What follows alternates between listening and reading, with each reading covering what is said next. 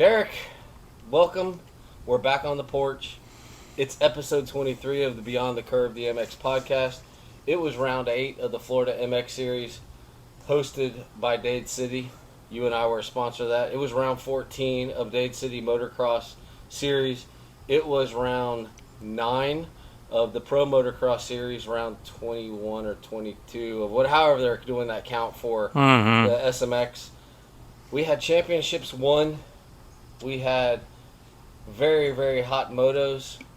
We had a track that sand get hard packed. Oh, yeah. I mean, that's history because it's never been seen before. Yeah, I mean, it's crazy, but we got a lot to talk about. It was a great weekend of racing from Unadilla, New York to Dade City, Florida. And we're going to cover it. It's episode 23. Let's do this. I'm ready. Well, more ready than I was last night, let's put it that way. Yeah, we had exhaustion. We had scheduling conflicts. It's Tuesday. We're not going to lie. It's Tuesday. But I just came off. The reason I'm hatless and in pants is I just sat down with the superintendent of the Lake Willis Charter Schools for my Beyond the Curve Curiosity podcast and talked with Dr. Wayne Rodolfich, and what a history. And so we're jumping straight in from sitting down with the leader of the charter school system to the leader of the Pee Wee parents, and we're going to talk about racing and what Michelle and I saw being fans on a Sunday. So Let's dive in. Let's hit the pros real quick. We had a championship. We have a dude that's still perfect. We had the internet's going to blow up because Danger Boy Deegan had a problem. There's just a lot. Where do we want to start? It was a good weekend there. Yeah. I mean, the racing good, some heartache, some full-heartedness. You brought the Deegan up the last thing, and then of course that's the first thing that's going to come to my mind. But you got the Deegans that are in straight heartbroken, utter desire to win, and now they're laying on the ground crying. And same thing happened to Hunter. Yeah. I mean, we're back to even. Now it's fair. Yeah, it's fair. You know, fair. So we had Danger Boy a few weeks ago saying, thought the Lawrence is supposed to be on top, not some rookie. Well, now the playing field has leveled, and he's what? 4th in points? Yeah. So yeah, that's now that it's an even playing field, things have changed. And I think they're still I mean, I hope RJ Hampshire is okay. He took a nap. Oh yeah. He took a nap. That was a good nap. I'm guessing he's done for the series. We'll see him at playoff time. I'm guessing he won't be back the last 2 rounds. I would say not. We never know with RJ. He is built, as some would say, a brick shit house, and he recovers from stuff. And I don't know where he's at in the points. Yeah, he was one of the that guys. I can he was remember. One of the guys, but he was not having a good go. Let's talk before we dive too far. Let's talk Justin Cooper. They try something experimental. James Stewart's talking about how stiff the front end looks and how the back end's still popping, and it didn't work. They take that piece off between Moto 1 and Moto 2, and Justin Cooper comes out and says, "Hey guys, guess what? I still remember how to do this." I got arm pump thinking about a steering dampener on my bike. But is it a steering dampener, or is it some sort of? They're talking obviously about power assist. They're not gonna give the details, but well, what is this thing? I don't know. I didn't look much into it. So to me, from the beginning, it sounded like a steering dampener to help with the braking bumps and that sort of thing, which would tighten up your front end. And yes, front ends in motocross can get very loose in braking bumps. Arms are a huge part of coming downhill into those bumps. So to me, I would imagine it was probably some kind of steering dampener to add to the comfort and to slow down the momentum of the back and forth swashing. But to me, it would be too hard. Like, I run a hard steering as it is, so I keep my bike very hard in the front end, really tight. To add more to that would just, there's no way. Like, it would rip your arms apart, and it's what it looks like we've seen. We use steering dampeners in off-road. Correct. There's multiple kinds, and you use them to deflect. So when you get deflection off roots and stuff, the bike stays straight. That's I used to use one. I don't use one anymore because I just never. It was not bad, and I will tell you, at 65 miles per hour going down a fire road and the front end starts doing this, it'd probably be nice to have one. But there's also, I can't imagine using that because it does tighten everything down. Yeah, we're not doing 65 mile an hour down a flat road. Yeah, I mean, I'm guessing, but I want to know more because James called it a steering dampener, but they kept talking about this power steering assist, and I'm like, to me, it's a steering dampener. Like you can give it all the engineering technical terms, but there's only, I don't know. I mean, did you see a power steering pump on that bike? Or to me, I guarantee I didn't see the part, and I don't think they showed it by any means. Like that's secretive technology, but I would guess it's some kind of cylinder, with a shock inside to dampen the steering, like a steering dampener. Yeah. So, or a shock absorber, however you want to call it. It doesn't matter. Like he yanked that damn thing off, and he all of a sudden could come ride. alive. Like I said, if you're riding down a road going 65 mile an hour and you hit a little bump, your front end gets a little washy. So I can see the point behind it with the braking bumps and coming down hills as fast as they have been. But when you get that stiff, I don't see where it makes any improvement. And Justin showed that in Moto 2. Yeah. So. And Unadilla is such a unique track. It's awesome. It's awesome because that particular track does not get used very much throughout the year, if at all, except for the Pro National. Mm-hmm. It's rocky. They were sliding. Even the guys who were graceful were sliding through ruts, out of ruts, in ruts, sliding down the off cambers. Joe Shimoda did good. What about Max Volan had a good ride? Hunter Lawrence. Deegan had an issue. Deegan came back in the second moto, had a much better moto. But guess what?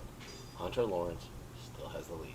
Mm-hmm. And he extended. Levi Kitchen was on rails. Do you think Mitch Payton is going, yeah, I got something for next year? Because the rumor is he's going to Pro Circuit. It's possible. But he's doing well. The past two races. I'll tell you what Oakley pointed out to me. He's like, where's Tom Vial? It's one of his favorite riders. And I'm like, I don't know what he's doing to somebody. Like, I don't. And what's crazy is that's a European track. Yeah, that was a dominant track for him, in my eyes. I mean, there could have been some health issues or something. He's sick, or just had an off day. It happens to everybody.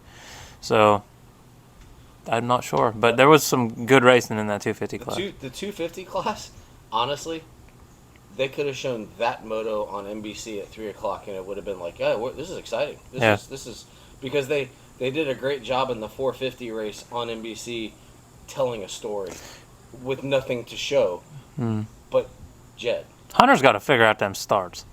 He's just not very forceful or not very good. I don't really know. I mean, I'm saying this as a 51-year-old guy who would not want to go off a 40-man gate like that, but he doesn't pressure. He's coming out of every start like 7th. I mean, he works his way to the front, but isn't there a time that you just want to take a leisurely ride? The kid is forcing himself to the front every moto. You've got to be killing yourself. But he regained his points cushion. Mm-hmm. Justin Cooper proved he's still viable. I think it's exciting. I mean, we're going to Budds Creek, which I've actually had the opportunity as a human being to go watch a race there. So I know that track. I've been to Ironman. So these last two tracks, it's like we're in for a good ending. Yeah. In the 250 class, I think. I don't have anything else on the 250s unless you. Congratulations to Hardy Munoz for getting I believe he got another point. Yeah. Congrats to HBI for pulling in Caden Braswell. It's awesome to watch their team grow. Florida kid on a Florida team. Week by week. Yeah, it's time again they're a prodigy that's. And don't you think it's awesome? I saw a picture of Matt Bell in his Jeep Gladiator, tires, suspension, and engines. Yeah. In the back of the truck, like, hey, we'll get this home and we'll get it to the next race. Yeah, it was awesome. It's that is the privateer journey. yeah, and it's like over and over. It's cool to see that coming from right here, right by us, and then I talk to Matt weekly or bi-weekly at some point, all the time. So it's awesome to see it. I love seeing the riders with the HBI logo right across their jerseys. I mean, they're all over the internet. Ty Masterpole had a rough go at it this weekend, but I think he still finished like an 8 and 9. I think he got 9th. Another top 10, and then 9th overall. First moto, it was a Kawasaki Carnage at the start of that race. Yeah. I mean, Jason Anderson, him.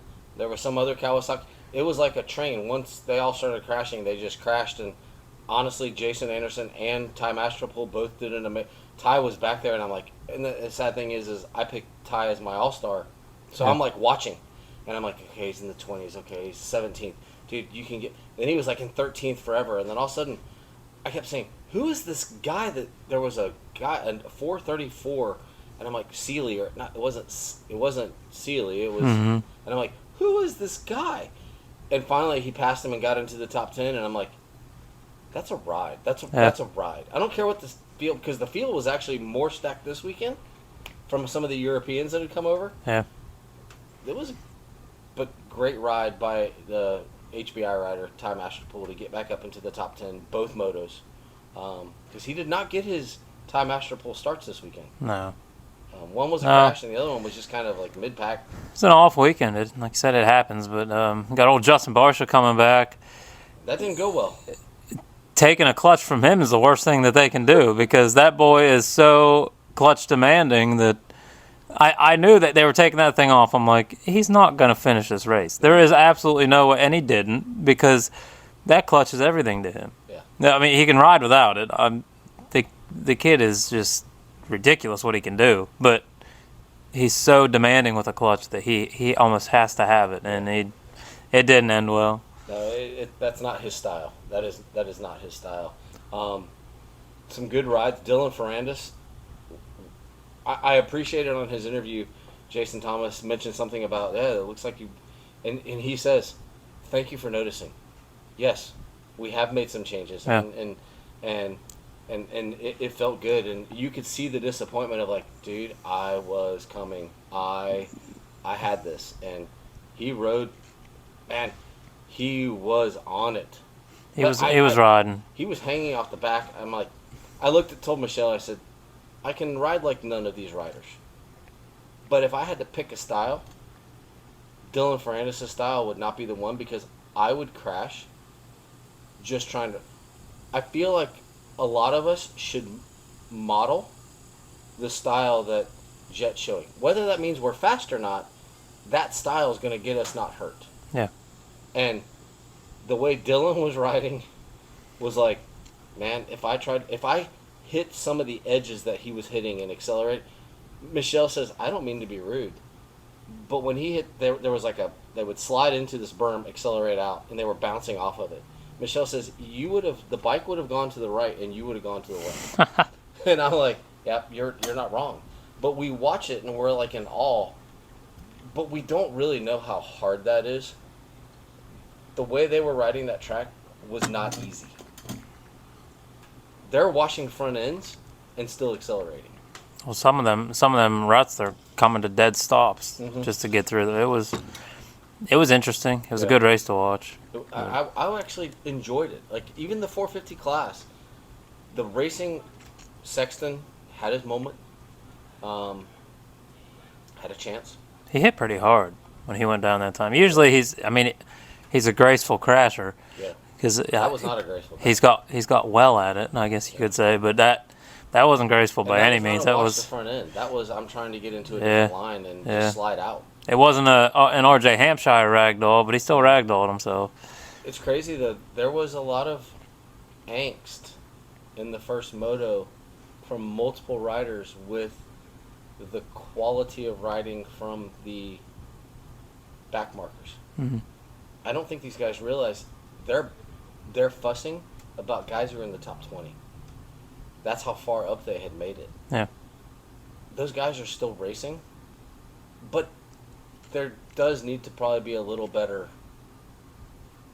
awareness, but doesn't that also come to the flagging? Or should we go to an electronic like marker system of like, hey, this is who's coming? Like race car drivers have it. Like but they have communication. They know like, hey, number 74 is coming up behind you. He's going to get you in 3 or 4 corners. Hold your line. Yeah. Motocross guys don't have that. They talk to each other the whole time, where we don't. Yeah. I mean, you rely on the flags and conditional awareness and everything else, but the video of Anderson taking the flag from that flagger, and dude,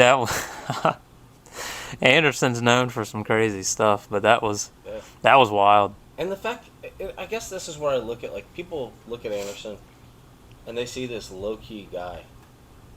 Dude, the guy crashed and came back up into the top 10. He's not gaining or losing anything. He wants to race. Mm-hmm. He wants to race. He wants to sock away money so he doesn't have to race. And him crashing, he could have just said, I'm done. But no. I'm a factory Kawasaki rider. I'm going to go get in the top 10. And he finished 6th, I think. And I'm not sure. He was up there. He got back in there. We haven't even touched on God's child right now. And Jett is just... He handled pressure this weekend. The pressure of trying to win a championship. And just cruised. And before we get further, James Stewart, there are people that don't like him. There are people that are wondering. He and Ricky did an amazing job. They had Ricky outside, inside. They had Ricky all over. I swear they had Ricky on a drone and just moving him from spot to spot. Yeah. During the 250 race, one of the best lines I've ever heard. Hammaker came in. Hammaker was on the inside. Deegan went further inside. Deegan all of a sudden slammed on the brakes, let Hammaker go, slid into the rut, and kept going. And James says, they must be friends. And I just thought, that is a subtle remark that I wonder how many people got that. It's a pretty good dig, though. Yeah. Mm-hmm. Because Deegan has been known to just, I need this spot, I'm going to go ahead and take it. Yeah, even his own teammates. Yeah. Yeah. And he's like, they must be friends. And I just thought that was an outstanding line. And then that led me to when Chase and Jett were going at it, and Jett and Sexton came in. Was that just a... Jett did nothing wrong. I don't think Sexton did anything wrong. I think they met in a spot, because if you watch the video from above, Jett gets bounced and bounces outside. Yeah. And then Sexton loses the momentum, and it's over at that point. But what's your take on that? As a racer guy, I'm watching as a fan and as an analyst. You're watching as you're a racer. What did you see there? In the Jett and Sexton thing? Yeah. Where Sexton pretty much came to a dead stop. Yeah. When they showed it was hard on the actual race part of it because you couldn't see it. It looked like Sexton got caught up in that hole. Yeah. But, yeah, it's Jett kind of skipped out over that berm. I don't know if he missed it or if he could hear Sexton coming and just jumped out. Mm-hmm. But there was still that hole there because Sexton come up, bounced, and then got stuck in that hole, and it was over. Yeah. And Jett just kept on rails outside. So I don't know if, to me, it's like Jett seen an opportunity. Like he was able to see that hole quick enough that he could get out around it, where Sexton's like, well, I'm going to take the inside then. Yeah. And then seeing what Jett's seen. That's how, the way that Jett's been racing, I'm gonna assume that's what happened. He seen that hole, dodged it, got out. Sexton did not. Yeah, but it was good, and congratulations. I mean, the kid is phenomenal. Like he's had free runs, he's had pressure. This weekend would have been the weekend that he still could have won the championship or almost clinched it and folded somewhat, because he has been known in those pressure situations to just ride to get the championship. And he's now 18-0. Mm-hmm. And now it's like there's no pressure to... The only pressure now is, can I do the perfect season? But if he doesn't matter. He's going to try for it, though. He doesn't have to show up. He could literally sit at home the next 2 rounds and he still wins the championship by 3 points. If Dylan wins everything, Yeah. and it's like, what should I do? Like, I don't. Why not go win? Yeah, he's gonna race it. He's a racer. That's what he's gonna do. And Budge Creek fits him. The way he rides fits him to a T. Yeah. A lot of off cambers, up down hills, smooth jumps, and then I really do think that at Ironman, that's a fast track. That is a fast track, and I guess it depends on where but he hasn't gotten we haven't seen him get a 20th place start and he's getting good starts. Unlike his brother, he's getting good starts. He's coming out in second or first every race. Usually by the first 2 corners, he's out where he needs to be. But I'm excited for the playoffs. Like, at this point, I'm now excited for the playoffs because it's going to be fun. I'm a Supercross guy through and through. I love the atmosphere, the tracks, the technicalness. I mean, I love motocross, but Supercross is my thing. But to put the two together, I think it's going to be what's your feeling outstanding. Since there's really not, I mean, Unadilla was awesome. Great race. Congratulations to Hunter and Jett. And congratulations on the championship. And Hunter got two more races closer to getting his championship. Honda is just having an amazing year. I like the playoffs. I'm a little concerned that we're going to get a false champion from the playoffs because that last round is worth 3 times the amount of points. Like, I'm a little concerned that we're going to get a false champion because you can just come in and just win. Like, Plessinger could come in the last round and triple the points and he wins. Yeah, like I don't agree with all that. From a fan standpoint, I think getting 3 extra Daytonas, I mean, it's not Daytona, but getting 3 extra Daytona-style tracks is going to be awesome to watch. And it's all the speedway. I mean, we don't have enough speedways, in my opinion, as it is, but we've got Daytona and Atlanta, and those tracks are every year draw this massive crowd.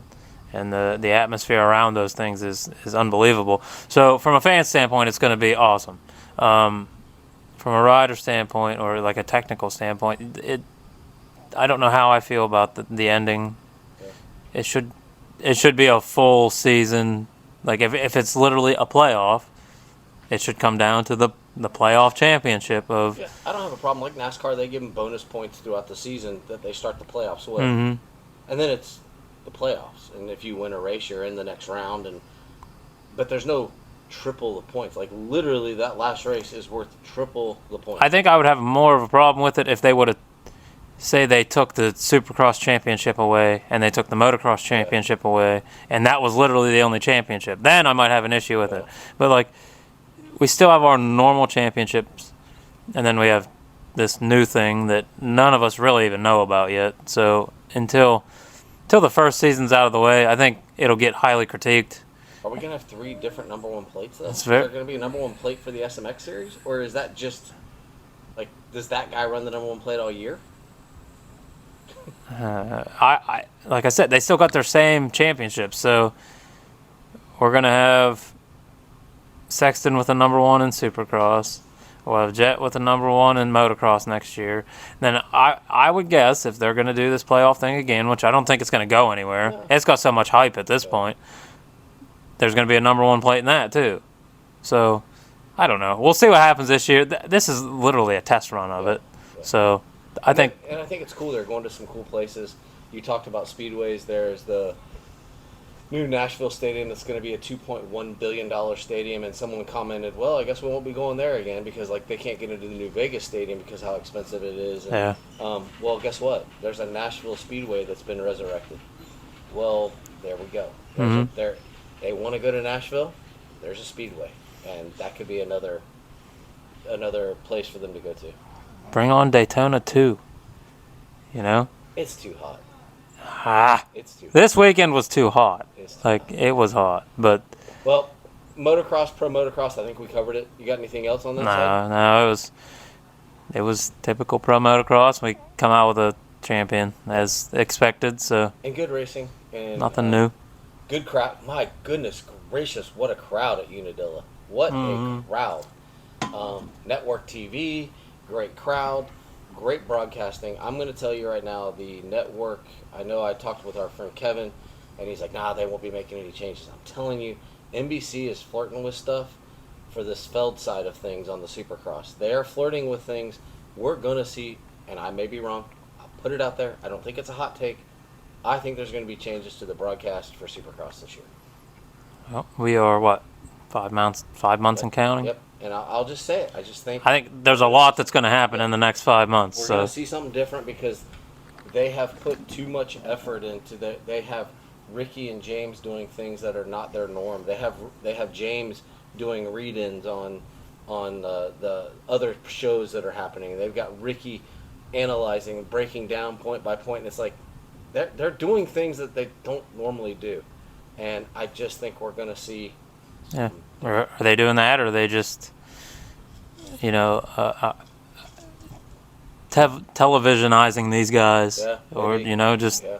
It's stuff that you typically hear from the normal commentator, but now we are getting it from guys that you'd never expect to hear these kind of things or this kind of stuff coming out of their mouth. So we'll see what happens. Well, sure, it's exciting, but I'm enjoying the racing. I really thought maybe I wouldn't enjoy it as much because it's down, but I've just realized I'm just a racer. I just like watching the racing. Yeah, it doesn't matter who's racing. Yeah, it's just good. It's good, and the crowds and the environment. But the main focus of this show is it was round 14 at Dade City Saturday night. It was round 8 of the Florida Motocross Series Sunday. And guess what? It's Florida. It's August. It was warm. We'll say warm. We're not going to say hot. We're going to say it was warm. And you're going to have to take the lead because this is your baby. Michelle and I went on Sunday as sponsors of the race. We toured around, watched, and had a blast. Ran into some parents, ran into some riders. Just took it in as a fan. There will be a video of kind of Michelle and I did a little walk around, and there will be a kind of a highlights video of what we saw. But talk us through it, man. This was Saturday night. Talk us through Dade City Motocross Saturday night. It's a good weekend for everybody. I don't want to say it was warm. It was hot. It was a hot weekend. Like, you people that aren't from Florida, this has been pretty brutal. Like, we have no rain lately. It's just been soaking in hot. We broke records this weekend. So it hasn't been this hot since 2001. Wow. Yeah. So it's hot. Yeah. Today's normal. Today's warm. It feels good. It's probably like mid 90s. Yeah, we're sitting on the pool deck. We got one fan going, and I'm okay. I mean, I'm okay. It's okay. This weekend was hard to get through, and there was a lot of riders at Dade City this weekend. Hats off to Randy Yoho. I mean, they brought in quite the crowd this weekend.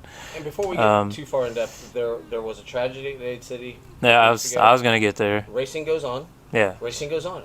But guess what? They honored that racer. Yeah, so we everybody that was there, it was Moto 1 was brutal for everybody. It was hot. Sun was beating. Not just my kid. I mean, all these kids are just, we had swimming pools everywhere. You got to stay cool. But the intermission, we unfortunately had a bike problem when I went to start it to ride a memorial ride for Alexander.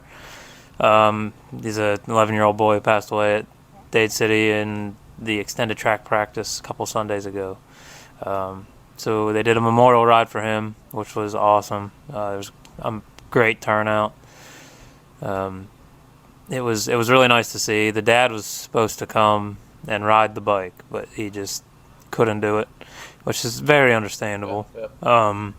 But everybody else showed their support. I know the farm in Dade City did a memorial ride that morning. So the motocross community responded to that tragedy. But yes, life has gone on. Racing has gone on. I mean, that's probably not the right terms I want to use. Life has not gone on. But we kept racing, in honor of the kid, and Well, they don't stop. Yeah, it's If we all stop, that would be the worst thing, and it's proof that hey, Dade City making it, the racing community's making it, and by going out there and doing it, you guys are honoring what that kid wanted to do. That kid wanted to race. if I go out, that's how I want to go out too. You know, doing that exact thing. I can't picture any better way. So it's tragedy. The boy's 11 years old, but the racing went on, and I'm sure the boys down there up there smiling. So, but from there on, it was a good night for everybody. Once the sun went down, there's some really good racing, and we brought in some good faces. Not Saturday night, but we ended Saturday night with a third. I know there was a lot of guys did really well. Sunday morning we started at it again with the FCA service that we sponsored with the podcast, and it was hotter Sunday than it was Saturday. And that track, before we even get into the racing, we have never in our lives, and even sitting talking with Randy as much as I did over the weekend, he's like, I've never seen this track get hard. Yeah. And it was hard as a rock. That is a track that you could almost sleepwalk with a paddle tire and survive on that track. This Sunday, the back track was still paddle tire worthy, but the front track, man, I have never seen it that dusty or that hard, like pebbly hard. We are not sponsored by Dunlop by any means, but that is what the MX-34 was made for, was that track this weekend. Yeah. Like, I was talking to Caleb Groves, future MX rider, and I'm like, Caleb, you gotta get a paddle. He was running an MX-33 and he was sliding all over the place. I'm like, put a paddle on that thing.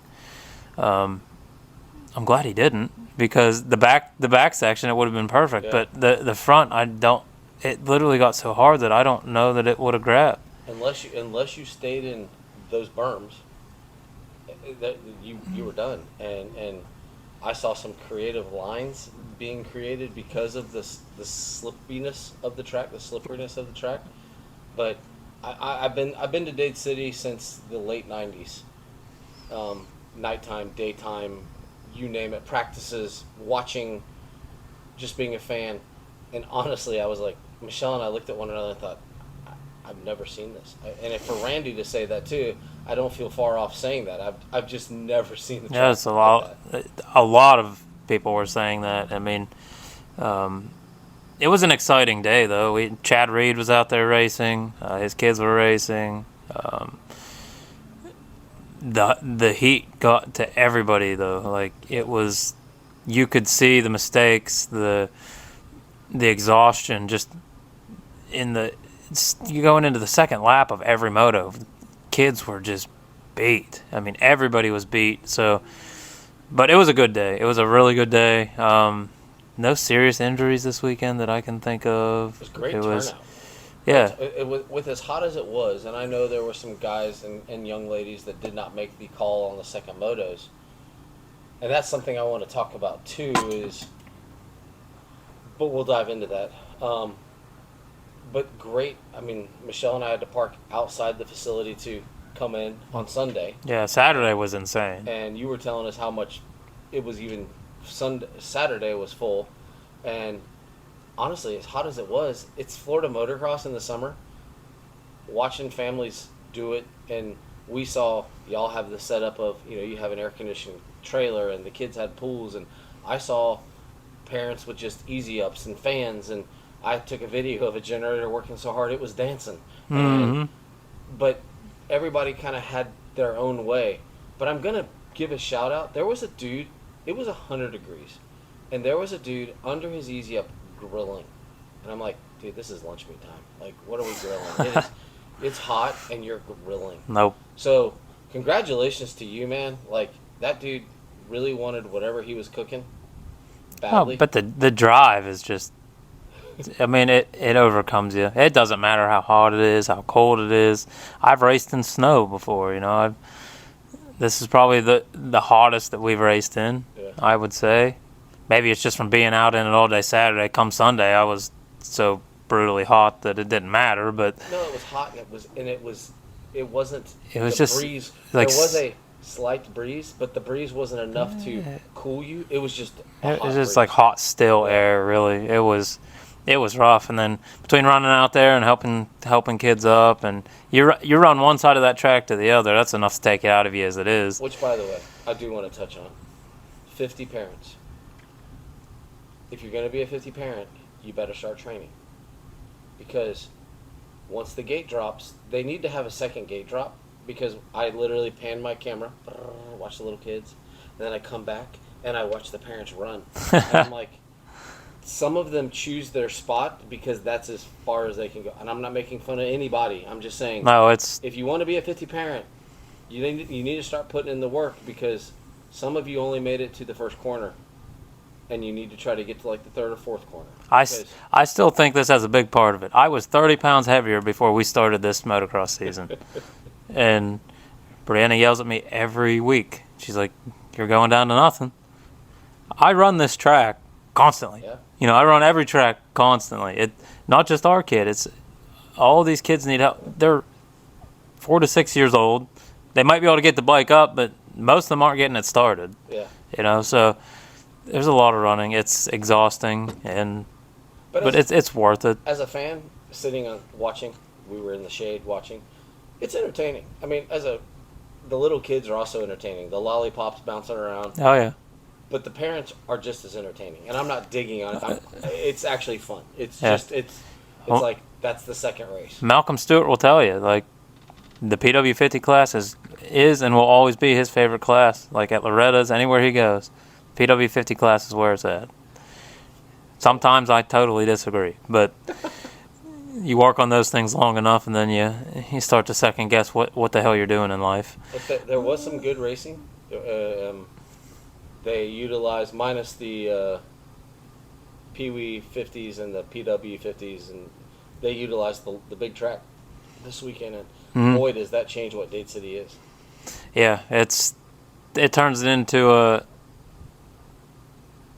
I don't know the words I want to use, but you talk to any of the good pro guys, you know, the A boys, and they're all like, that track will kill you. Yeah. And it's just adding that extra half a track is just exhausting. And it's a different animal. Yeah. It's a completely different And track. I can't say enough about it because I haven't rode it yet. You know, I've rode the upper track numerous times, but I have personally never been on the back track. It's just all the feedback that I hear. I will ride it at some point if I can ever get this body to work right. I do plan to ride it at some point so I can understand. Yeah. It's kind of hard to teach if you don't know, type of thing. But I want to ride it, and then I can get a good understanding of what it's actually like. But everybody says how soft it is back there. It's amazing. Michelle and I went out to. So when you came off the main track, you made a hard left, jump to jump, and then made a right, and then you hit a ski jump, and then you go to one of the longest berms there is in the back corners, and we were sitting there. So we're at the speed jump, and then you're watching them go around the corner, and honestly, we watched the plus 50, plus 55 moto, and a dude literally was on the edge and disappeared. Yeah. We saw him pop up, but he didn't know where his bike was. And he finally found it. But then somehow another guy fell on the inside, and we're like, there are kids running, trying to help. Like, there's people down here, like, because no one could see that they were gone. Like, there was a dude in the middle of two turns, and until he cranked his bike, we didn't even know he was there because you couldn't see him. And that track it's its own beast, not just because of the track, but you want to stay on it. Oh, yeah. You definitely want to stay on it. But we enjoyed it. It was a great crowd. Michelle and I walked around with the camera, and I don't know if people knew who we were because of our sponsoring of the race, our doing this, seeing. I had a Century 21 shirt on. Michelle had a Myth Pro shirt on. We had people yelling at us, so I'd turn around and shoot them with the camera and say hi. And I didn't get really any in-depth conversations because I'm there as a fan. I want to watch. I want to see what's going on. But it was fun talking with some of the parents, and I walked by the Future MX rig, and they're one of the reasons I wanted to do this is because I heard them and I'm like, dude, they're just the local guys just talking about racing, the local people, and now that we've had some conversations with Matt and HBI, it's like what we're doing, it makes me believe it even more. Mm-hmm. And I talked with number 83, I can't remember her name. I talked with her father this weekend. She was racing with Carson Wood, and she trains with Carson, and I learned that this weekend. They train together and I talked to the father about her racing women versus super mini, and this young lady was so good. She got into the top 3 of super mini in the first moto after a delay gate drop. Yeah. In the women's class, and I'm like, we were talking, and he's so appreciative that we were watching, and it's like, no, that's my role. I can't do this. I appreciate it, and I can study it. And he's like, I thank you for your time. And I'm like, it's good. And I heard a philosophical thought from an older man, which is one of the things I wanted to bring up to you as a parent. Sitting with this man, he bumps into me, and I'm like, oh man, you want some shade? Like, it's hot. And he's like, Yeah, I was standing right I'm there. not trying to be creepy. And he's like, I said, no, you're not being creepy. You're riding. I'm just a fan. Yeah. And he's like, I said, how'd you do in the first moto? And he's like, I don't know. They'll tell me when I get up to the gate. And it hit me. Pretty much, there's probably 4 people there that have legit aspirations to go to the next level at this point. Mm-hmm. He didn't know where he finished. He didn't care. He's going up there. They're going to call his name. He's like, oh, I finished second. Cool. I'm going to get the second gate pick. I'm watching some of these parents. They got fans. They're smacking their kid with the umbrella, trying to do the shaky thing. They're cleaning the gate. Dude, make your kid start on the outside. Make your kid start on the inside. Make your kid start on a non-prep gate. Make your kid... Why is there so much preparation for these little kids that half of them can't get out of the gate anyway? Yeah. But there is so much... Are the parents doing this because that's what they see? And they think they're supposed to do it? Because I feel like the parents have less fun than the kids. The kids are having fun. The parents think, I'm the next Ricky Carmichael, damn it. It's work. I mean, it's a lot of work. Am I wrong? It could be a lot more enjoyable. I enjoy it regardless, like the entirety of it. And may I say before we go further, I'm not digging. I've been a part of tennis moms, Yeah. dance moms, gymnastic moms. I've been a part of that, so I'm not digging. I'm just curious. I've always prepped a gate, so that is probably in my blood, and there's no getting out of it. There's a lot of analyzing going on for gate picks, and I'm like, so the kid comes out sideways half the time. You're right, but if you pick a rut that's not good, you're going to put them in harm's way. So I know you never really raced motocross, so we're looking at gates, okay? I'll just give a very brief description. I got a rut that's straight coming out of the gate, and I got one that goes into that rut. If I put him in that rut that's going out into the next rut, if those two come out at the same time, on a PW50 especially, they're following that rut. They can bounce out of it, but as deep as they were on Sunday, like, they're not getting out of that rut. So do you put them in harm's way where they collide, and then God knows what happens? Or, of course, you want to pick the best line to get to the corner first. Whether they can do it or not, it's still the understanding behind it that this is what you want, this is how you do it, and you're teaching them. Like, for me, I've raced forever, so you always keep your gates flat. You know, you prep the best that you can, but it just kind of boils back down. Yeah, do those kids need it? A lot of them, no, but you're keeping them out of harm's way if you get a nice straight rut. And I can agree with that. That part, that I'm good with. So the digging, I will say, for Bowen, I will dig, and I will fill the rut back up at the gate, because one, his foot pegs will hit. Like, we can be sitting at a gate and the foot pegs are hitting. Yeah. So we got to get that filled back up so that tiny little 10-inch wheel can sit up above the rut. His minis, almost the same height, really. So we do the same thing, but I really don't want him catching and getting thrown off on the gate, getting run over. It starts one of the most dangerous spots on the track. So Well, what's funny is on the Pee Wee side, especially the P Dub side, and even on the 50 minis, not the super 50s. seniors, yeah. Watching them hit the gate, their tires are so small. The gate falls, they hit the gate, and then they almost stop again. And then they go. And then they go because they're bouncing. There's not enough. They're in the trench. Yeah, there's Yep. not enough travel. So that part I get. The biggest part that Michelle and I saw. So Michelle is an avid race fan. She's been all over watching all kinds of racing, and she's seen the best and she's seen the not best. She's watched me. We're watching the gate. The race went off. We're watching. And she's like, you should have done a time lapse of them picking the gates. I'm like, that would have been cool. So we turn back around, and we see a gate full. I don't know what race it was. It doesn't matter. Because I'm not calling out anybody. There are 2 to 3 people per rider. There's fans. There's umbrellas. There's guys. I don't think I saw anybody wearing boots packing in the gate like pros do. Well, of course, they're on grates now, so it doesn't matter.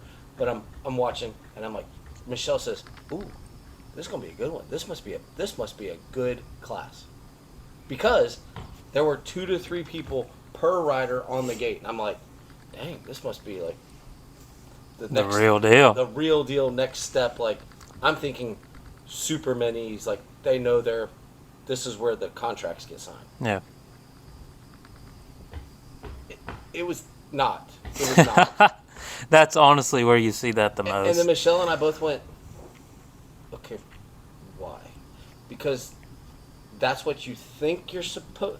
And that's where my mind says, just because you see it doesn't mean it's what you should do. At that point, if it's that level of rider, they're out there, I wasn't, congratulations, they're doing it.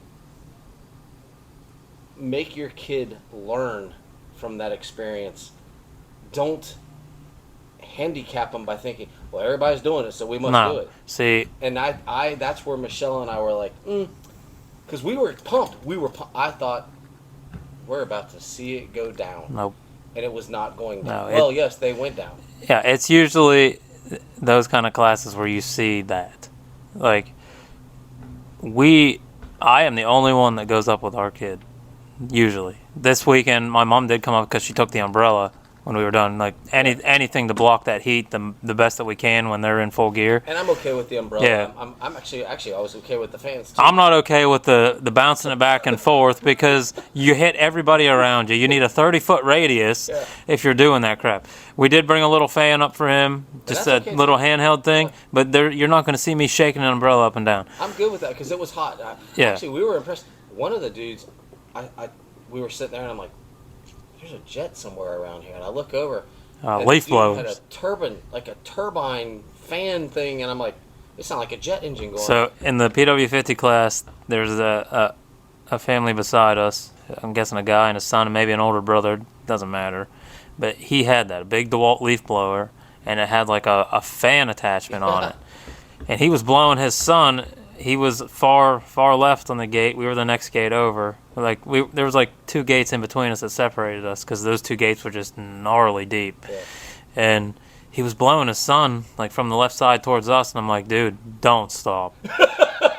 Don't stop. Please keep going. And he's laughing, but I'm like, seriously, I don't know how you're getting cold air out of that thing, but you are. No, that was actually the little blowers and everything. I'm like, that's actually pretty ingenious. That was ingenious. I don't know why I've never thought of that because I do have, I'm a handyman by trade. I got these little mini leaf blowers and stuff that come free with tools, and they don't work the best, but for that they would be perfect because that's a ton of air. So I've now got new ideas, but yeah, that is smart. But the umbrellas and stuff for this weekend, that's typically not our scene.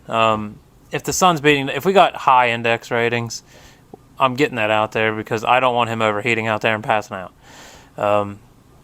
It's still hot underneath that umbrella, but for people that aren't from Florida, we'll get a UV index, high and extremely high, and a UV index scale is 1 to 10.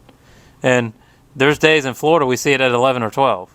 It's well above the 10's extreme. So we're well above the extreme point. So there's times that it calls for it just for safety. And that's what I'm talking about.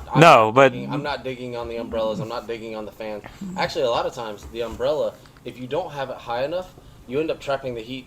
Yeah, in it Anyway. Yeah. That's kind of like the easy up thing. The easy ups are awesome, but if you don't have air moving in that easy up, you've just trapped the heat. Yeah. See, I don't use the umbrella like up like normal people do. It gets whichever way the sun's pointing is the way that just so it's not beating on his face. But so that's the explanation for why we do it. Yep. But why a lot of people do what they do, I can't. Yeah, and I think there's a time, it's cool, and that's what you see. We see it on TV, we see it, but you're not there. And it doesn't mean you won't be there, but it's, especially in some of the older classes, dude, put your kid under some stress and let them learn what a bad gait is. Let them learn what it means to start in a poor rut. Let them, because honestly, yes, that series is important, but it's also a stepping stone. Well, to put it into perspective, and I'm sorry I'm maybe speaking out of context, no, but I watch, and that's my whole job. I watch this. Well, this is going to go right along with what you're saying. To put it into perspective, myself and Bone goes to the gate. That's it. That is his time to focus. Yeah, that's my time to talk about what needs done, how we're going to do it, and what he needs to do. Anymore, you got distractions. Look at you Sunday. You could see the big guys that were there. We had Chad Reed, and you got Caleb Groves and them. I don't know who else was racing with them because we were so exhausted. It was beyond my realm of caring. Honestly, I was hot and just exhausted from the weekend. But those guys have nobody but themselves and usually one other guy. Chad prepped his own gate. Exactly. Like they might have somebody there to hold their bike real quick, but when you're at that level, there isn't all these 6 guys with you, and it's literally, to me, that's the fun of it. So these weekend warriors are out, and they got all their buddies with them, and it is fun. Like it's a cool thing that they're all coming to the gate. So that's, and I understand that part of that's it. probably I get that part of it. I don't want to, and I don't want to sound like I'm poo-pooing it. Some of these kids are trying to go to the next level. And sometimes they need to learn. Like, we don't know why Carson Wood was there. He didn't compete with anybody. Gate drops. Just gate drops. Yeah. But there may have been, we don't know. There may have been, we want you to start here. We want you to do this. I want you to do this for this moto. I want you to do this. I want you to attack this. Training. And training exercises. And I think if more people took it in that aspect of, we're getting gate drops. But for this gate drop, you're going to start on the inside. This gate drop, you're going to start on the outside. I want you to start next to the box. I want you to start next to somebody. And I want you to try to close them off. And that's what Carson did in the second moto against he's on a super mini, and a dude's on, I think it was a 250F, I think. And that dude's a good rider. And the first moto, that guy got him at the start. Second moto, Carson's like, nope. Yep. On a super mini, yep. Pinched him off and was like, I'll see you later. Yeah. I'm out. And I was like, I looked at Michelle and I said, that was his whole goal. He just closed him off at the start, and the race is over. At that point, race is over. I do want to talk to Carson Wood at some point. He's a very respectable kid, very talkative about what he does, very genuine. So I would like to have him on here, and him and his parents, and he had his mom at the line. Yeah, that's who he had at the line. She was holding his dad's. His dad's not always there. He is a lot of the time, but mom does a lot of it, and mom's always the backbone to most of this. So I figured your next shirt would be "I love Moto Moms" that I've seen out and about. Yeah, that's a great shirt. The Moto Mom that I'm married to might say otherwise, but it would probably have to say "I love my Moto Mom," or But it's when we're at those races, I mean, it's just a fun weekend. It's important because you never want to go to the line not trying to win. Yeah. But you also want to learn from each experience. And I just think as an outsider, someone who's involved in sports, I think sometimes you're making not the big deal a big deal. I agree. I'm No. careful to say that. I agree. I'm careful to say that because I respect all of them. Dude, the cost, the commitment. You guys were there Friday, Saturday, Sunday. It's hot. I get it. I understand. I also was baffled at the amount of people that littered. And it's usually not like that. Like, I was walking up to you guys. I come off the gate, and I put my hands out, and I'm like, there are water bottles everywhere. I watched a young lady throw her water bottle down and then kick it under the fence, and I thought, oh, I don't want to cause... I had to hold Michelle back because we were afraid we would get knifed if we said anything. But it's not something you're typically going to get in trouble for. That was like, dude, it's not their job to clean up after yourself. Just put your stuff away. There's garbage cans everywhere. Oh, yeah. Like, literally. There was one 10 feet away because Yeah. I threw our 2 water bottles in Yeah, it. they're absolutely not shy of putting garbage No. cans out. And they'll pick them up, too. Uh-huh. No, great. I'm not trying to dig. There was some great riding. There was some kids fell, got back up, kept going. There was one kid that fell that pitched a temper tantrum because he couldn't get his bike started. As his dad, I would have yanked his ass off that track so fast. He got back on eventually because someone came out and cranked his bike. But he pitched a temper tantrum, and the lady's like, at least he didn't quit. And I'm like, no, he quit. He quit. The only At reason that he's point, riding is because someone cranked his bike. He quit. He fell down in a berm. He's like, just, dude, I don't care how far back. This is the time to show what kind you got grit. Yeah. Yes, it's hot. It's miserable. You're probably going to finish last. That heat brought out the best in everybody, though. Like, or it brought out that's who you were. That's what I meant. Like, the best, as in the best or the worst. Yeah. It showed every emotion. This weekend was the first of fights that almost happened. It literally was. Well, let's touch on that. The best of what they were. You have a relation. I'm not going to say the rider's name. You have a relationship with him. He packed it in twice. And he rode. He finished. But he rode. He didn't race. Mm-hmm. And we had a discussion with Kevin about fitness, and that's got to become a priority if we want to go further. So, obviously, I know exactly what we're talking about. Yep. And I like the kid. Yes. And you like the kid. And he's a good kid. Got a lot of potential. But that didn't show well. Fitness, as we talked about this last week, and with Ashley and Phil, it is vital, especially in heat like that. Mm-hmm. The last moto that he put in, he said lap 2, I seen stars out of 6 laps. So we're talking another 10 minutes on that track. 2.5, 3 minutes in, you're seeing stars already. So yes, fitness is extremely important, but hydration is, in a race like that, is like essential. And you think you're drinking enough, but you're not. I mean, me, who didn't ride this weekend at all, I ran laps around the track, picking kids up and stuff. I couldn't drink enough to stay hydrated this weekend. So can you imagine putting in 6-lap motos on the full track at Dade City at a pro level and not being hydrated enough? Like you. And that didn't start Sunday. That started Saturday. Well, that started a week before. Yes, but what you drink today is what your body's going to use tomorrow. So you went on a bender Friday night getting hammered, you're going to suffer the weekend. I mean, at that level, you gotta know your intake. You gotta understand how it works. And I'm not being I'm super. I just want everybody to understand. I'm not being confrontational. I love this sport. I love the athletes. I love everything about it. I watched human beings this weekend complain about their athletes while their athletes were running around in the sun. Yeah. If you want your athlete to be an athlete and you're there to compete, then that's not the day. Hey, little Johnny, we're here to race. We'll invite Susie over for a pool party. But today, we're not going to run around on the one wheel. We're not going to ride the mini bike. We're not going to go. We're going to sit down under our canopy and eat something, recover, because you're an athlete and that's what we're doing.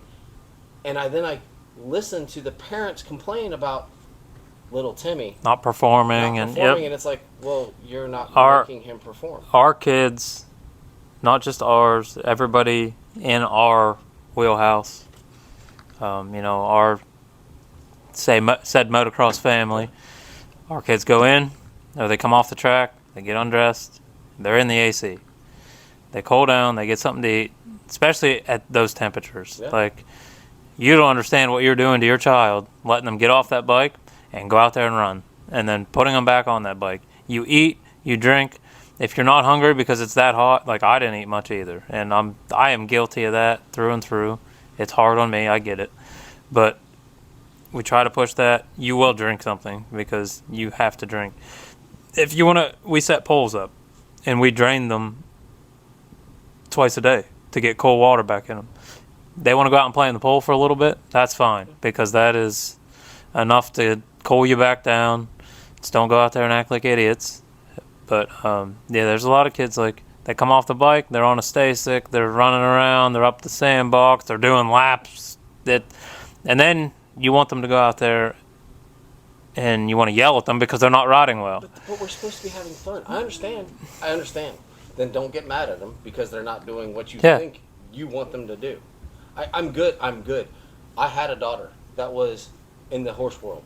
Guess what? Horse shows happen at the same time of year that motocross races do. But those are the kind of people that will pull their kids out of it because the parents are so much more invested than the kids are, and they care about the win. The kids don't.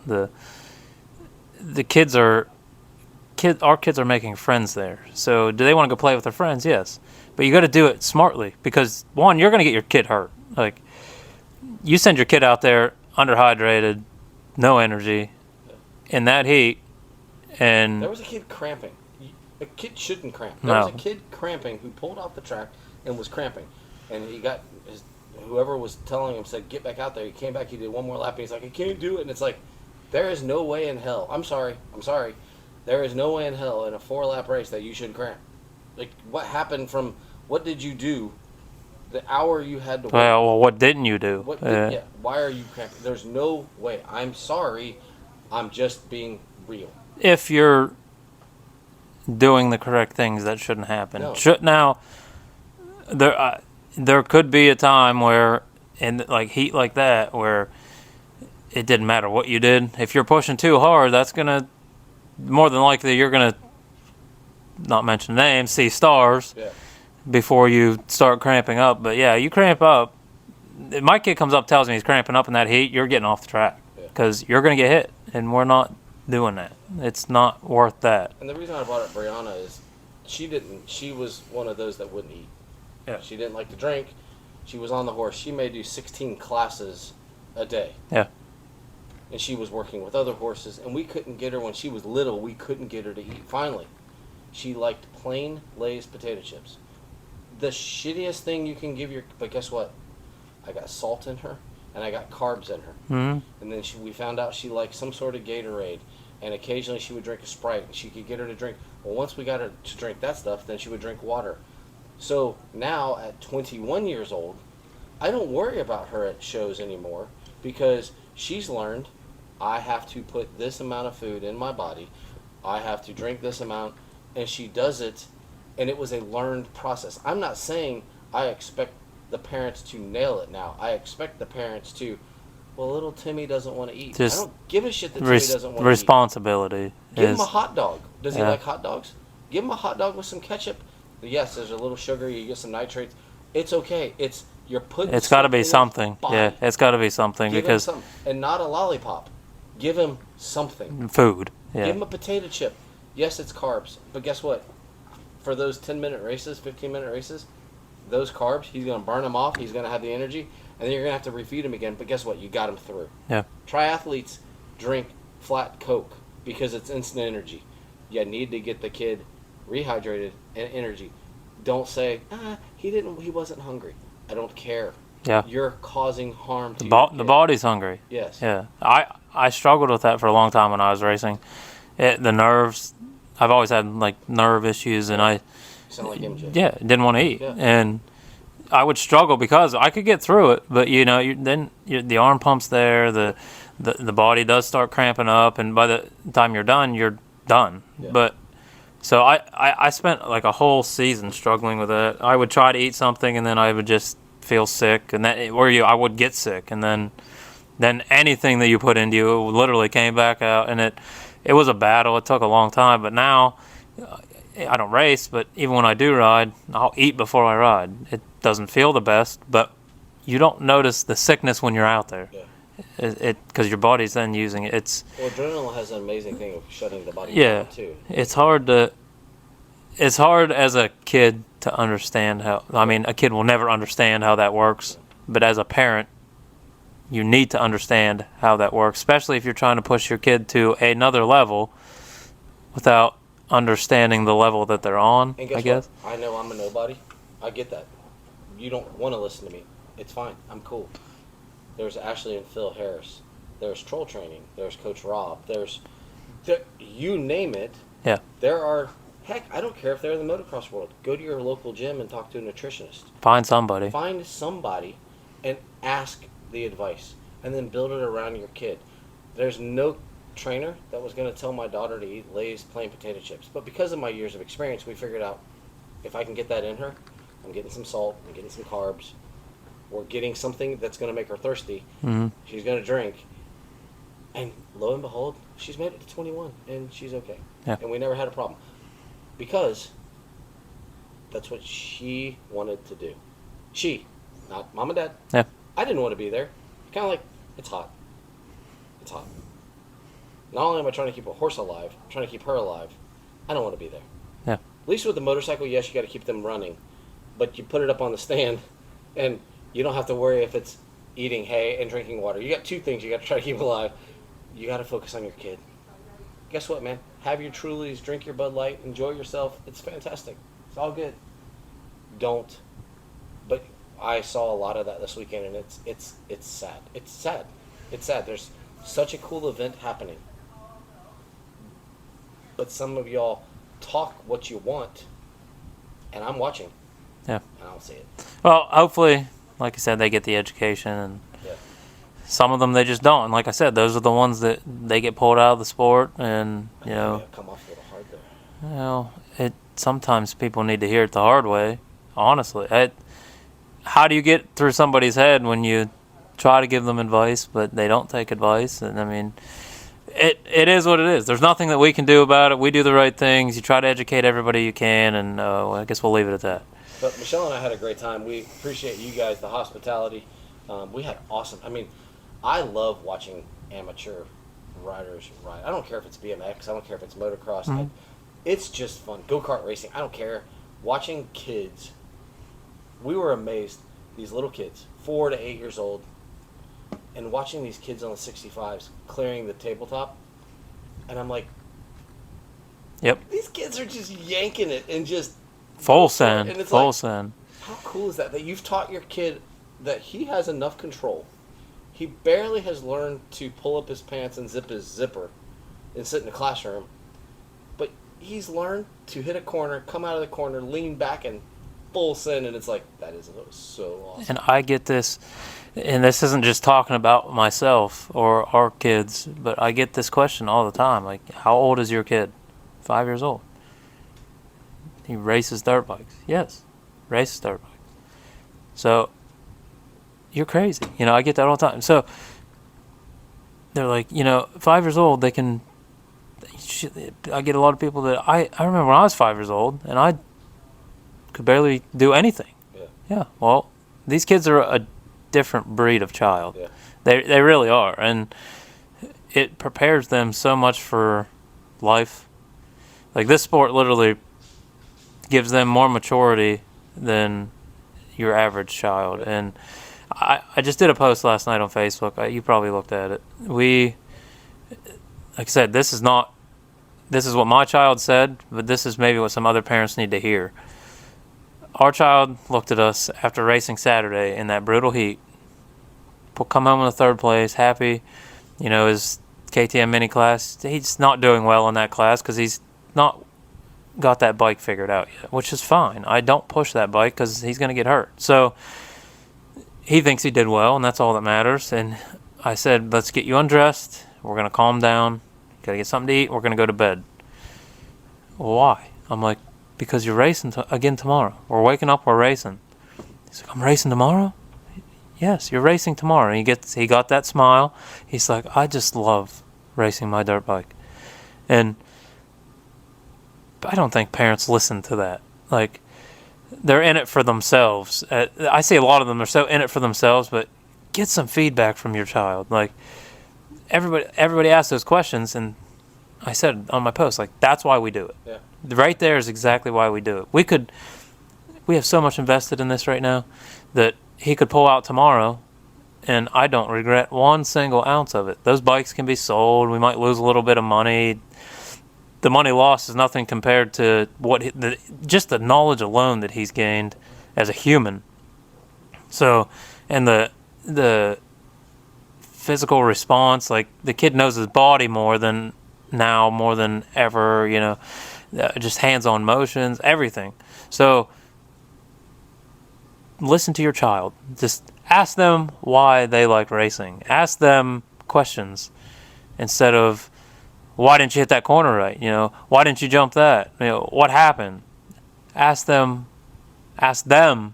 what happened. Ask them why they do this. Ask them why they want to keep going. It's just a tidbit of advice, because that's the first time that we've actually got him to open up. And what's awesome is he loves getting the trophies. I've seen his face. I've seen the face when he gets a 6th or a 3rd or a 1st. And but he didn't say, I want to win and be a champion. I love racing my dirt bike. Yeah. And guess what? He may be the next generational talent. We don't know. He may be the best weekend warrior there is. Mm-hmm. And this is how I think more parents should judge. Did you give me all of your effort? Did you have fun? And did you learn something? Yeah. You can't control winning. You can't control winning at all. I know people think you can. You cannot control winning. Stuff breaks. Oh, and they go down so easily. Yes. Like, there's nothing. Randy Yoho said it best this weekend. Your 4 to 6 rider goes down, it's over. Yeah.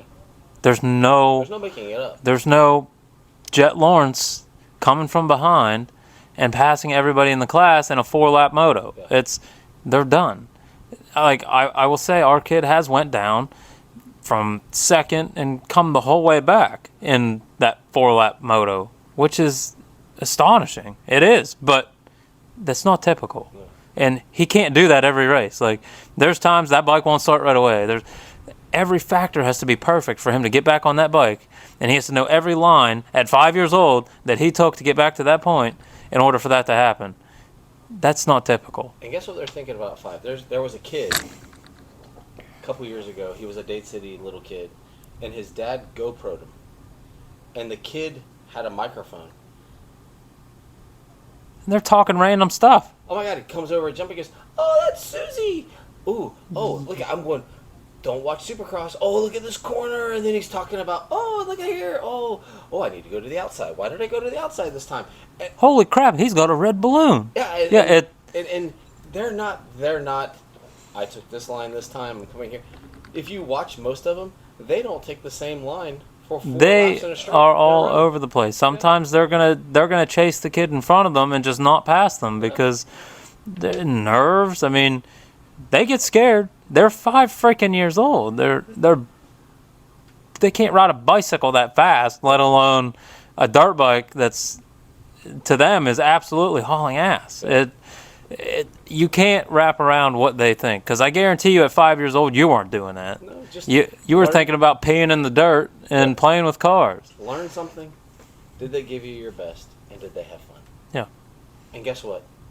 When they get 13, 14, 15, and there might be some contracts on the line, I don't care what sponsorships you have, unless you are one of those special people, which you'll know that when it happens. But it doesn't matter the quality of the bike right now. It doesn't matter. Get it set up for them. As my uncle told me, Fundamentals. you're going to have the hardest time in the world outpowering that bike. And when you do, we'll talk. Yeah. Fundamentals are all that should be focused on for the first 5 years of riding. It's unless they're special. But you can't make them special. They're going to show you that they're special. yeah, either it's going to click or it's not. If not, it's going to take work. It will take work, and it all starts with you not screaming at them. Yeah. You have got to work with them, or if you can't work with them, you have to find somebody that will work with them, and find a way for them to receive the knowledge. Just because you say it and they're not doing it, I'm going to tell you right now, my child does not listen to me. He respects me as a rider through and through. Like, the kid will ask me all the time if I will ride so he can watch. But he won't listen to me. I'm dad. I'm not trainer. I do have some things in the works right now that some people that I know for a fact he listens to. So they're going to start doing that job because he wants to. If I got a 5-year-old that's telling me he wants to be better, then I'm going to give him that opportunity. So as he sees me as dad, not as the guy that should be telling him what to do, but he's going to receive that knowledge better from somebody else. So if your kid is not listening to you, go find somebody that he will listen to. Find a rider that he respects. If I had the opportunity to bring Chase Sexton here, and I said, there he is, that's your rider, go listen to him. He is going to listen to everything that he has to say because he adores him and respects him as a rider. I think Chase is a nice guy too. I've never talked to Chase in my life. He's one of the riders I've never talked to. But I've heard that he is a really nice guy. Well, then maybe it's a possibility. He's just a nice guy. But he probably would talk to kids. Yeah, but that's an input that a lot of parents need to hear, and they really need to grasp that knowledge because you can't push this on your child. One, they're going to hate it, and two, they're probably not going to listen to you anyway. Now, some parents are lucky where their child, in a racing perspective, does listen to them. Yeah. I don't have that fortune, I guess. So I outsource what I can, and we do the nutrition and the make sure you're hydrated, and you can handle that, though. It's a team effort. Yeah. You gotta, if you want your kid to hit the next level, then you gotta do all means necessary to make that happen. Yeah. And yelling at them is not any part of that process. Them. Yes. If they win, they won. Yeah. Bowen gets a knuckles, high five, whatever at the end of every race. You got to be positive. If that race was terrible, you got to be positive. Then 10, 15, 20 minutes later, you say, what happened? Yeah. Something happened out there, bike not running right. Try to get some feedback. Don't say, what the hell are you doing? Yeah. Why didn't you pass him? Why you just rode around the whole time? Ain't gonna work. So kids from like 8 to 10, they start receiving that a little bit better. But a kid from starting at 4 to 8, they're not going to take in anything but you screaming at them. And that's the only feedback you're going to get is, well, anytime I ride, Dad just yells at me. So that happened in the tennis world. There were parents who were. That's every sport. Brutal, and it's like. But a game like this that is so mentally demanding, you can't drag the mentality down, or it's done. So shout out! I want to give a quick shout out to the Dade City, the way they're coming off the track now, exiting down there in the sun. I love the fact that kids were stopping and the high fives. Yep. That is, and watching the peewees try to figure out how to hit the brakes and Yeah. There was a lot of almost crashes. But I love the fact that people were stopping. Little kids were stopping. Adults were stopping. Pros, they'd stop. They'd high five them on the way through. And I thought, that is so. Guess what? They have made heroes. Yeah. Of these kids, women, adults. There was a dude. He was wearing number 21 on a Kawasaki, which was kind of funny, but he was pretty good. Older guy. older gentleman. He's coming off excited. He's high-fiving. People are cheering him, and it's like, that's cool. I don't even know where he finished. I don't think he won. You make, especially as a child, like you drag them into the next race doing that. Yeah. That's what keeps them coming back. That's what keeps their drive going. It was awesome. Yeah. That was cool. That was, congratulations. The way you're running your exit now off the race, great. Like, fantastic. Maybe pack that in a little tighter because it's a little sandy. But, yeah, those kids giving high fives. Michelle and I just thought that was the coolest thing. So Dade said you got that going. Loved seeing all the women. There was a lot of women riders. Mm-hmm. Loved seeing that. Congratulations. Please keep it up because I know you don't have the WMX anymore. You don't have, there's not really a path. But dadgummit, some of y'all are really good, and some of y'all are having a blast. Fantastic. Love seeing all the older riders, and I'm talking from 40s to 60. And dadgummit, some of those guys are fast. Mm-hmm. Fast. Yep. Love seeing it. Love, especially the kids. But that being said, you can go there as a family. Kids, moms, dads can all race. And the environment can't be beat. Yes, I've picked on a few things, but overall, if you go there as a family, you're going to have a good family weekend. If you take it, like you said, as a family and not as fun. It'll get serious when it needs to get serious. Yeah. And I don't mean that is you can't expect your kid to go out and do his best or her best. Even when it's serious, you're training for Loretta's. You're at a qualifier, you still have that mentality of yelling and screaming, you're not going to Loretta's. It's period. The positivity has to stay there no matter what. You're not recouping your money. When you're doing it for work, when motocross becomes work, then you can... But you're not recouping those funds. No, You're not recouping those funds off the back of that kid. And I saw some of that this weekend on kids that maybe 10 years from now, they are much better than they were. But I'm watching and I'm like, dude, are you actually having fun? Why are you doing this? Like, and I hate to say that because I love this sport. Most of the riders that you see on TV, the multi-million-dollar riders, there ain't very many of them. No. So if you think that your child's going to get into the point where you're going to be a multi-millionaire, and it could happen. Can we straighten this out real quick? We've heard the stories. Davey Millsap's mom, Ricky Carmichael's mom, James Stewart's dad. We've heard those stories. Yeah. Chase Sexton's dad, Dazzy, the Lawrence. Well, they're hard on their kids. When they got good, they were all special. Yeah. When they hit a moment that they were special, and it became a business. When they were amateurs. For you now, it's not a business.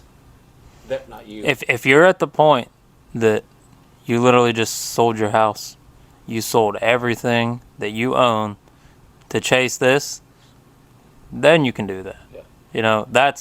That's when you know that now's the time. It's now or never. But until you sell your house and they're literally putting food on the table, then there's absolutely no call for it. And that's what happened with those riders. They were special at that moment. And they all struggled to get there. Yes. It all took serious family struggles to get to where they're at. So take that and run with it. Hope you listen. Shoot, that was intense. I didn't mean to get there. But yeah, we're there. We had such a good time. It was such a good weekend. Thank you for getting that sponsorship set up for us. Thank you for getting us to come out. I've had the opportunity now to see two series, two of the state series run. Florida Motocross is doing good. Yeah, and thank you, Florida FCA, for having us at their service. It was a good weekend. Had lots of people come up and ask me about the podcast and talk to me about it, and it was a good weekend. Well, so I think there's a couple guests we need to start thinking about rehabbing on. Yep. And then we got some big stuff coming up that is not being announced yet, but it will be. And we have a guest coming up soon? Not yet, but we may have a repeat guest with some big news. So when the time is right, we will warn everybody ahead of time. Is that a home trip or a road trip? It's looking like a home trip. Okay. So cool. We'll talk about that here afterwards. But it's been a good episode. Like I said, we got some big news coming up, I enjoy these back-to-back podcasts. I literally knock out my podcast in one day now. Yeah. It's great, but now it's back to dad mode for me, so I get to go pick the kids up from school. So. Ooh, yes, you got to be dad. But thank you guys for joining us. It was episode 23 of the Beyond the Curve, the MX podcast. Yes, we were one of the sponsors for FCA at the Florida Motocross Series. Yes, that is Derek Schaefer, Super Dad, Motocross Dad Extraordinaire from DBS Custom Fabrication and Handyman Services. I am Trey Heath, the grumpy old man from Michelle and Trey Real Estate, and we will see you next week for episode 24. Bye-bye.